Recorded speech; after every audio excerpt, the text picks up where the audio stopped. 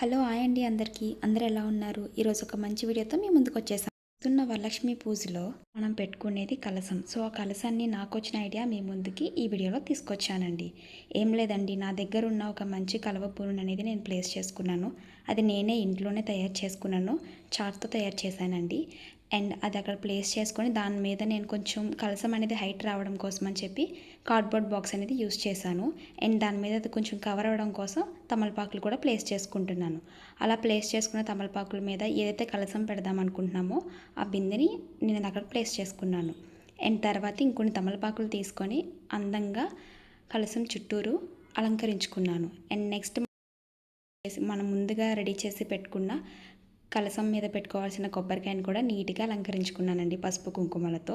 And next ఆకులు కొంచెం కిందకి లాగడం వల్ల మనకు కొంచెం స్టిఫ్గా ఉంటుంది. అండ్ బ్లౌజ్ పీస్ అనేది ఫోల్డ్ చేసుకొని నీట్గా పెట్టుకున్నాను. అండ్ దానికి మనకు మెయిన్గా పెట్టుకోవాల్సిన బ్యాంగిల్స్ కూడా నీట్గా ప్లేస్ చేసుకున్నాను. అలా పెట్టుకున్న బ్యాంగిల్స్ కొంచెం పైకి పుల్ చేసి పెడితే ఇంకొంచెం టైట్గా ఉంటుందండి, మనకి బెండ్ అవ్వకంటానా. అండ్ నెక్స్ట్ పువ్వులు పెట్టుకొని నీట్గా అలంకరించుకున్నాను. కంపల్సరీ కామెంట్ చేయండి. Please do subscribe to my channel.